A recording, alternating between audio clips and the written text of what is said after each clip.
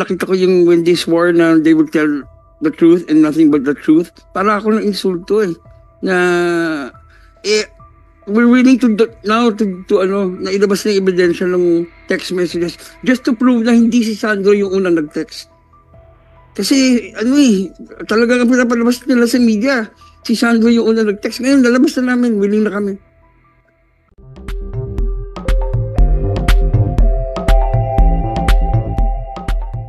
Po na nag-executive session kami, nagpapasalamat po kami sa mga partido na nakausap namin at napag-desisyonan po ng komite na tunay po na sa tingin po namin meron pong kaukulan na dahilan para ma-file yung kaso.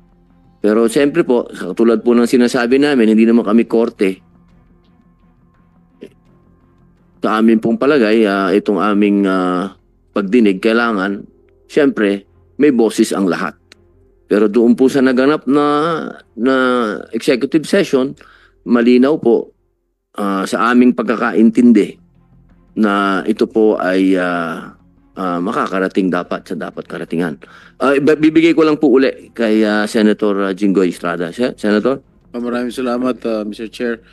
Based on the discussions earlier during the executive session, and of course we cannot divulge first yet the the details of what transpired during the executive session. But what we all understand right now, and we agreed together with Senators Revilla, Padilla, Po, Grace Po, and Senator Bato de la Rosa, there is a strong evidence against these two gentlemen. So we will just hold it. We will just withhold all the information until all the pieces of evidence that are going to be gathered by the NBI are in. So the committee has given them 2 days to receive all the pieces of evidence. So maybe we can schedule the next hearing on Thursday together with all the parties concerned. Yes, Mr. Mulak. Senator Jinggoy, I just want to, kasi napag-usapan na po namin na kanina kasi nakita ko yung when they swore na they would tell the truth and nothing but the truth, para ako ng insulto eh. Na, we're willing to now na ilabas na yung ebidensya ng text messages just to prove na hindi si Sandro yung unang nag-text. Kasi talagang pinapalabas nila sa media, si Sandro yung unang nag-text. Ngayon, lalabas na namin, willing na kami. What about the NBI? From my evidence, hindi if Attorney Conales, Laika ba? Good afternoon, Your Honor. Yes, Your Honor. Mapayag na si Mr. Mulak in behalf of his son to divulge all your pieces of evidence on hand. No, not all, Sen. Hanggang doon sa text lang. Kasi yes, sa I text, just want to prove them wrong na hindi si Sandro yung una nag-text. Nagsisinungaling sila. So I think they should, di ba? Your Honor, Mr. Chair, if I may, the National Bureau of Investigation would maintain the confidentiality of all the pieces of evidence we have. However, Your Honor, we could not prevent the complainant or the subjects, on the other hand, to show it to the public if they may decide so, Your Honor. So are you willing to divulge the text messages? Insofar as we are concerned, Your Honor, we are bound by the Department Circular number 48 series of 1993. But this is in aid of legislation. It won't bar anything. In aid of legislation overrides sensitive matters in any case in another forum. With all due respect, Your Honor, the NBI would like to maintain confidentiality of all evidence, Your Honor. However, should the complainant or the subjects, Your Honor, decide so to show it to the public, Your Honor, the NBI could not stop them so, Your Honor. Okay. All right. You can proceed if you want to.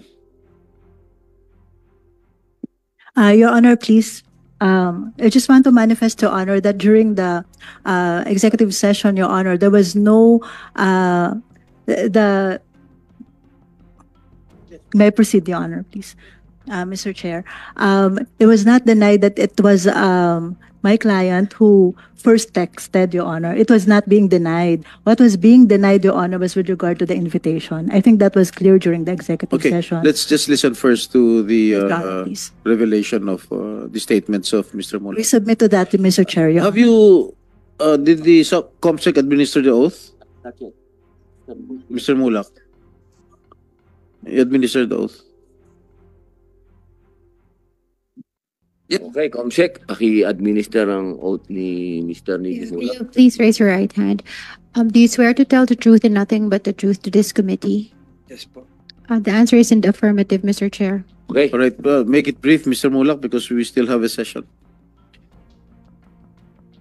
I'm doing this just to kasi nainsulto talaga ako nung sinabi nilang sa media na si Sandro yung una nag-text eh. That's why I'm doing this for my son. And for all the others na dumaan sa ganito sitwasyon na walang kakayahang lumaban. This was the first text. At 3:59 a.m. Hi Sandro, saw you kanina. Didn't get to say hi. Nakauwi ka na? That was from That Jojo. is 3:59 a.m.? Yes po. What day? And then sumagot si Sa anong Sandro. araw yun? Ay, 20 po yung August? July. 20 po yung gala. So this is 21 ng 21 na. araw. Opo. Okay. Sir Jojo, sorry po. Di po kita nakita kanina. Naka-check-in po kami right now dito sa Marriott, sir. Sino nag-text yan? Po? Sino nag-text yan? Di- Jojo. Hindi. Yung text si Jojo, saw you kanina. Didn't get to say hi. Nakauwi ka na ba? Okay, sumagot si Sandro. Sir Jojo, sorry po. Hindi po kita nakita kanina. Naka-check-in po kami right now sa Marriott, sir. Yun yung sagot ni Sandro. Opo. Hope to see you soonest, Sir Jojo. See you soonest, Sino nagsabi Sir nun? Jojo. Sino Ha? nagsabi nun? Si Sandro. Sandro. Kasi- Okay, sabihin mo lang. Kung Sandro. Is every Para klaro sa tao. event, lagi lagi magbabati si Jojo kay Sandro ng, Hi Sandro, happy birthday, Merry Christmas. So matagal na silang Okay, sige. magka-text ng gano'n. Proceed. And then, nag-text ulit si Jojo. Po? What time? Wala. Basta magkakasunod to na text. Sige. Okay. Enjoy. Still partying? Sino kasama mo? Text si Jojo. Text si Jojo. Kumakain lang po right now. Kasama ko po friends ko. Sila Miss Nate and Elijah Alejo. Si Sandro yan. Si Sandro yung nag-text. So sabi ni Jojo, be safe. Okay? Tapos sumagot ulit si si Sandro ng, thank you Sir Jojo. Hope to work with you. Hope to work with you again. See you soon po. Okay? Tapos, nag-text si Jojo. Nabitin ako sa inom. Ha ha ha ha. Sabi ni Jojo. Tapos sumagot si Sandro ng, ako nga din po eh. Tapos sumagot ulit si Jojo. Yes, soon, cast kita. Yung reply niya was dun sa text ni Sandro na, thank you Sir Jojo, hope to work with you. See you soon po. So, siguro, misa kasi may mga messages na papasok late na eh. So, ito yung sagot naman ni, nauna yung nabitin ako sa inom, kesa ron sa, yes soon, ikakas kita, nagdidirect ako now. Sabi ni Jojo. Wow, sir. Looking forward to that too. Oh, tapos sumagot ulit si Jojo. Gusto mo ba? We have some alcohol here in the room. We can order some more. Saan po kayo, sir? Sabi ni Sandro. Belmont Hotel. Katabi lang ng Marriott's. So sabi ni Sandro, sino-sino po kayo, sir? Ha ha ha ha. Just me. Sumagot si Jojo. Just me. And then, matagal na yun, hindi nag-reply si Sandro. Siyempre, yung bata, nakita niyang siya na mag-isa, hindi niya sumagot. Takot, di ba? Okay, so, after a while, siguro, nung na-realize na hindi na sumasagot si Sandro, at 4:37 a.m., ha, sumagot na si Jojo after a while, kasi hindi na nga nag-reply si Sandro. Ha, just kidding. Kasama ko the drama peeps. But we're wrapping up in a bit. Okay? Siyempre, kahit sinong artista na baguhan, given a chance na makasama mo yung drama peeps, you will take the chance. Dahil pagkakataon mo yun, i-market yung sarili mo eh. Makasama sila, makaparty mo. Di ba? Siguro sabi ni Sandro, this is my opportunity. Yes. My cast. That's why. Kaya nga, I would also do the same. yan ko naman siya doon sa point na yun. Pero, sabi ko, mali pa rin yung oras. That was yung kumbaga, sermon ko bilang magulang. Mali yung oras. Pero syempre, Sandro is of age already. 23 years old na siya, ha? That was what time? 4 Or in 37. the morning. Yes po. And then, sir, andyan ba kayo, sir? Kasi nga, I'm with the drama peeps, eh, di ba? So sabi ni Sandro, andyan ba kayo, sir? Baka po pwede dumaan saglit. Ha. Kabababa ko lang po. Hindi. Sumagot mo na siya ng sure. May kasama ka? Your Honor, please, we would like to, because we also have a copy of the Can you let Mr. Mulak finish first before you rebut or... We submit to that, Your Honor, Mr. Chair. Sure. May kasama ka? No po, ako lang. Kabababa ko lang po sa room ng friends ko. Ox. Sabi ni Jojo. And then, no po. May kasama ka? No po, ako lang. Ox, Belmont Hotel, 700B. Okay po, akit po ako. Just proves na sila yung una nag-text. Sila, di ba? But they admitted na kayo una nag-text, diba? Yes, Your Honor. There was no denial that it was my client who first texted, Your Honor. There was no denial with respect to that, Your Honor. The only matter that my client was denying was, Your Honor, was with regard to the invitation. That is our allegation, Your Honor. Eh, bakit yung pinalabas sa media na si Sandro yung una nag-text? Your Honor, we have no... wala po kami pinapalabas po sa media na si Sandro ang unang nag-text, Your Honor. There was no like that. We just mentioned that there was a message like that, Your Honor. But you did not mention the prior conversation, the prior text before you Yes. you came out with that text. Yes, Your Honor, because it The was an media. answer to a question by a media person. Hindi, pinalalabas nyo kasi, base ron sa text na yun, na pinalalabas ninyo, na sige, pupunta muna ako dyan saglit. Dumaan saglit. Opo. Ayan, yan ang pinalalabas nyo sa media eh. So you were making it appear that it was Sandro who first texted Jojo. It was not our intention, Your Honor. We just mentioned it Ang hirap kasi, as an existence. There's an existent text, Your Honor. ang hirap kasi, you did not mention, paulit-ulit na lang ako kanina, you did not mention the previous text. That's why Sandro prompted to text you like that, to text him like that. Nadadaan ako dyan because Sandro, nung nag-text si Jojo na sinabi, I am with the drama peeps. So, komportable si Sandro na pumunta doon dahil may maraming tao. Oh. Kasi nung sinabi ni Jojo doon sa text na ako lang, hindi nag-reply si Sandro eh. It took a while for him to reply because Jojo texted again, no, joke lang. I am with the drama peeps. That's why he was convinced and he went to the room of ano. That's why he texted that text na sige, dadaan lang ako saglit. Ganun lang yun. We submit, Your Honor, with respect to all the messages, Your Honor. It's just that we have to include, Your Honor, also the whole message, Your Honor, stating that after he messaged, kasama ko the drama peeps, but we're wrapping up in a bit, Your Honor. Yeah, at sinabi naman ninyo. Yes, Your Honor. No, We just want to I manifest that, mentioned Your it. Honor, and to put that on record. It is up to the courts to appreciate Submit to that, Your the- Honor, Mr. Chair. your pieces of evidence. We are not a court here. We are here to investigate in aid of legislation. Yes, Your Honor. We submit, Your Honor. What else do you want to say?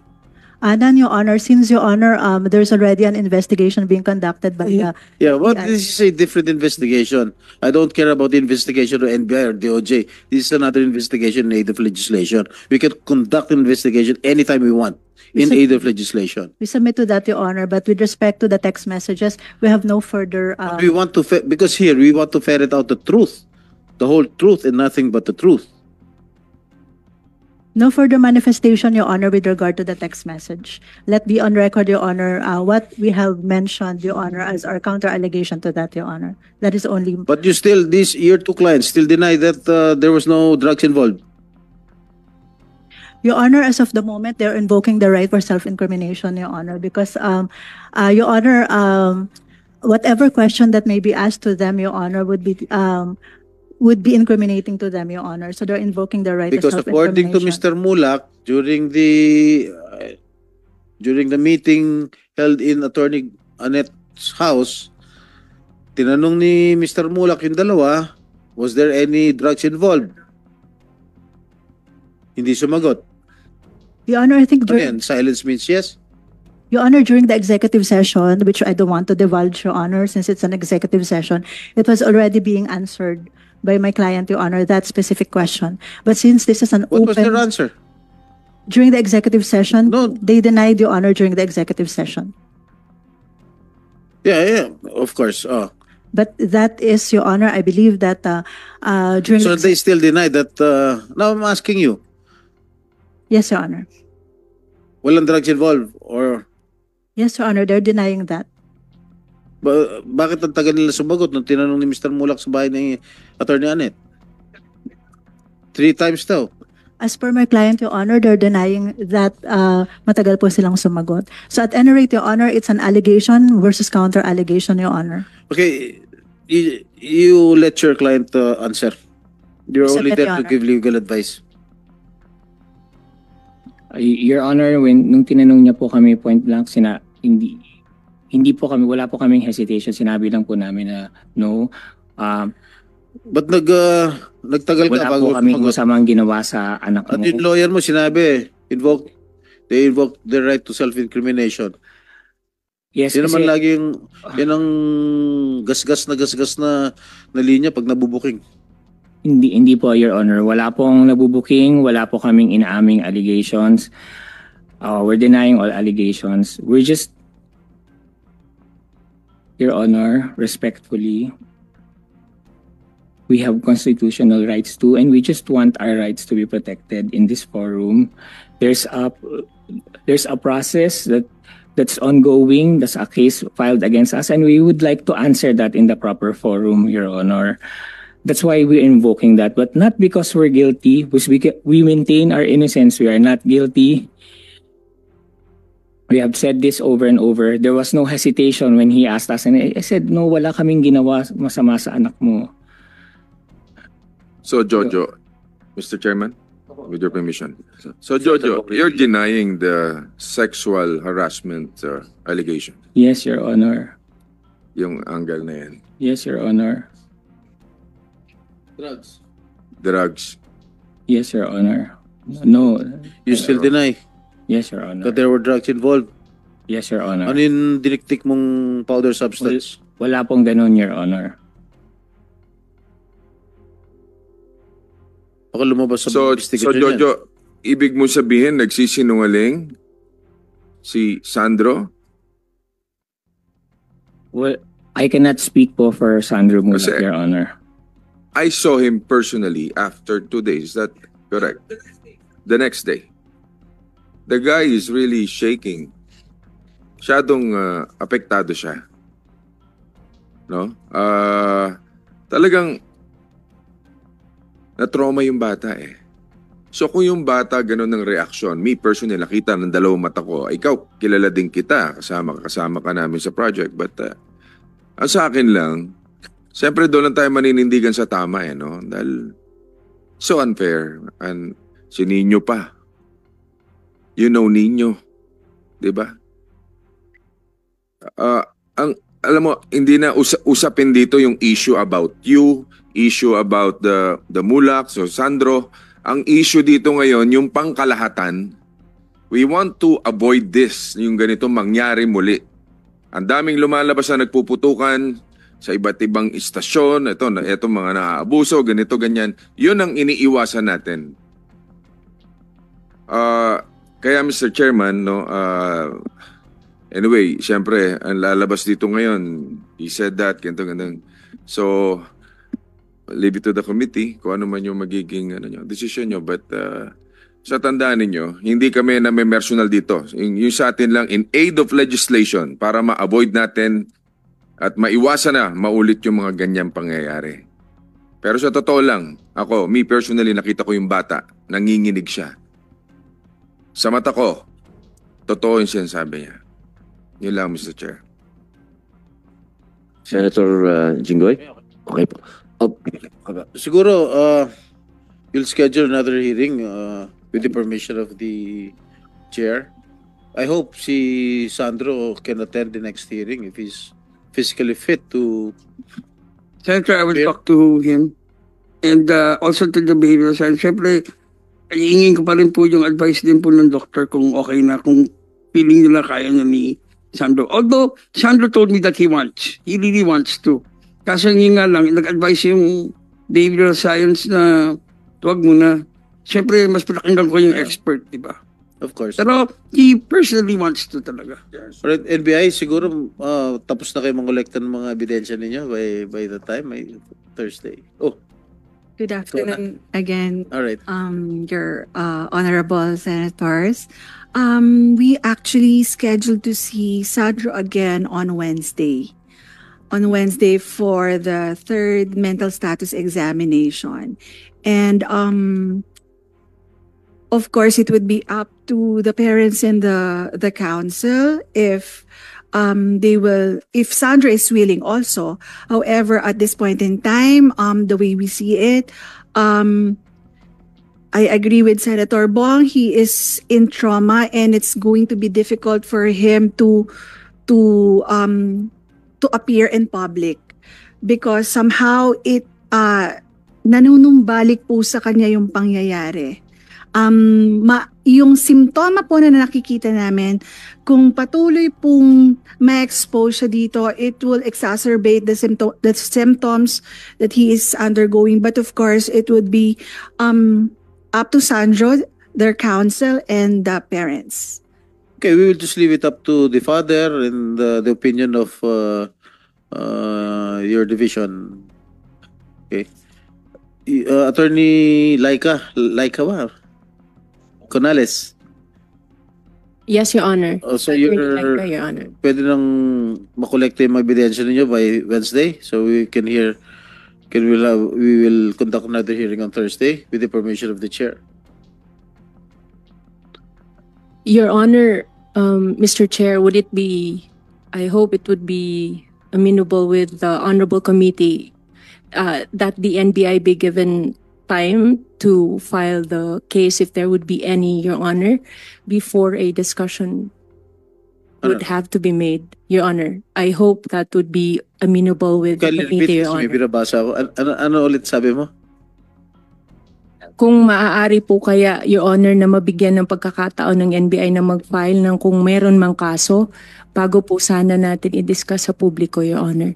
However, Your Honor, the NBI would be willing to provide to you the report for purposes of the Senate Committee's appreciation, Your Honor. The only plea of the National Bureau of Investigation is that before any case would be filed or the investigation be terminated, that the same would not be disclosed to the public, Your Honor. When are you going to file?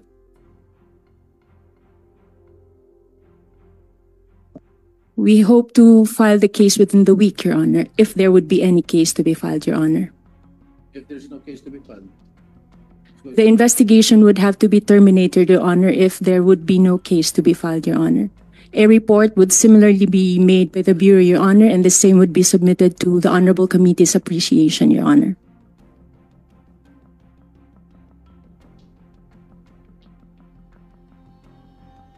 Ustad, sabi ni Sandro, when you testified earlier, na ayaw nila makita yung dalawa. Yan talaga yung inaalala ni Sandro. Ayaw niya kasi makita lang personally yung dalawa. Yeah. Alright, pwede Which, siya pwede lahat ba, naman po yata ng ganong klaseng kaso, ganun talaga yung naging effect. alright, pwede ba siya virtual?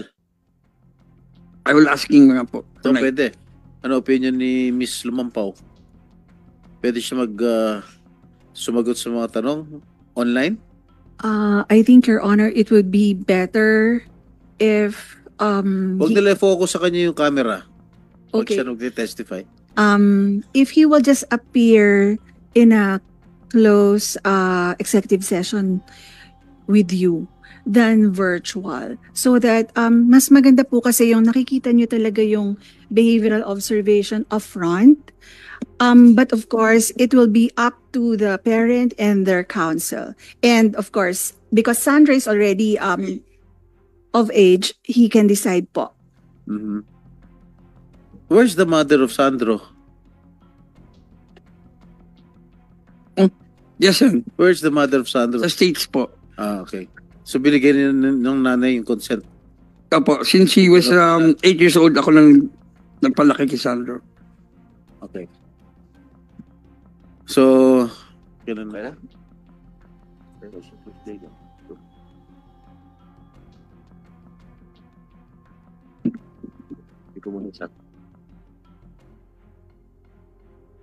Meron po akong 5 minutes lang. 5 minutes pa bago po kami mag-session. May tanong lang po ako kay Attorney Lorna Kapunan, ma'am. So, sa mga narinig nyo po, hindi po ba qualified na yung sa mga doon po sa text messages, ano? Isang mabilis lang pong explanation. Hindi po ba to bumabagsak doon sa verbal? Meron po ba doon pa sa text messages meron ng verbal abuse o may sexual abuse na po doon sa pinag-usapan po nila? Doon pa lang po sa text messages. Sa palagay niyo po? Kasi yung harassment, hindi lang po physical, pwedeng verbal, miski na true or hindi, merong emotional at saka psychological po. Kung pwede ko lang nadagdag, no, in the last 3 minutes, kasi yung pag pinag-uusapan pong sexual harassment, hindi lang po yung sexual harassment law ang dapat tignan ng Senado. 4 po yan. Meron tayong Sexual Harassment Act, meron tayong Revised Penal Code sa Act of Lasciviousness, meron po tayong Revised Penal Code on Rape, at yung sinabi niyo po, yung expanded definition ng rape to include already men. No? At lastly, meron po tayong Safe Space Act. Sa palagay ko po, sa more than 40 years of practice ko, lalong-lalo dito sa involved naman ako sa industriya, on both sides, no, complainant and the accused, kailangan po talagang palitan o amendahan ang law natin. First of What all, particular law, attorney? in particular, the anti-sexual. All of the laws that you mentioned? Yes po. Are they obsolete? Especially the revised penal code. The areas that have to be Can you, amended. attorney, just to Yes po, on all the laws because, po. Yeah. Can you just put it in a writing Yes. piece of paper so the committee can study it? We will do that pwedeng po. lumabas sa committee report yan. Yes po. Ang idadagdag ko lang, because this is the Committee on Media, ang dihado po dito ang victim. Lalong-lalo na sa case namin, practicing lawyer, ang court po nag-o-order ng gag rule. So yung victim hindi makasalita. At ang kalaban is either big business or the industry. So talagang dihado na nga sa batas, dihado pa sa media. So sana tanggalin natin yung gag order na yan para level ang playing field. Thank you po. Pag sinabi nyong may gag order, applicable, educate this committee, applicable ba sa Senate yan? Because we're doing this in aid of legislation. Yes po, because like for instance, well, it's public knowledge, no? This is not violation of the gag order rule. It's public knowledge that we represent Gretchen Fulido. And this case has been pending for 6 years. It has not been resolved. It's pending in court, pero hindi po nalalaman ng publiko sapagkat may gag May gag order. rule. And Unfortunately, because of the gag order rule, victims cannot ventilate yung cases of sexual harassment because media is controlled by companies na sponsors nila, na ang industriya, di ba? At kung minsan ang perpetrators mga bossing. Kanya yung CODI na yan, dapat tignan rin natin yung CODI, yung Committee on Decorum and Investigation, parang dihado rin ang victims dyan because no witness will appear and side with the victim. Kasi yung witness na yan, matatanggalin sa trabaho. Hindi ho ba? Yung witness na yan, matatakot rin. Miski na victim pa rin, wala pong sumusuporta sa mga victims because yung membro po ng mga CODI at sinabi na po mga television stations here that were present said that they have a CODI, but who will testify against upper management? Ganun lang po. Tingnan po lang natin. At lastly na lang po, kagaya po ng sinabi ni Sir Nino Mulak, the trauma it has caused. So dapat yung penalties, napakaliit po ng penalty. 1 hanggang 30 days lang po ang sexual harassment at ang fine. Miski na guilty ka, bayaran mo na lang yan eh. Dapat taasan ang penalty at hindi lang yon, mag-create ng trust fund para sa victim so that the victim will get assistance for the trauma and the psychological effect. Yun lang po. We will submit a position paper on the matter. Thank you po. Thank you very much, Attorney Kapunan, for your inputs or insights with regard to amending the laws that you have mentioned. Actually, some of them or all of them might be obsolete already kasi katulad nga sinabi niyo, mabababa yung jail term o mababa yung fine. Kahit sino pwede nilang bayaran kasi mababa lang yung ano.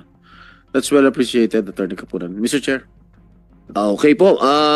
Pasensya na po kayo dahil kulang na po kami sa oras. Pasensya na po kung hindi po namin nakuha lahat ng inyong mga gustong sabihin, pero iniimbitahan po namin kayo uli sa pag-resume po ng hearing namin kung ako po ay tama sa Thursday.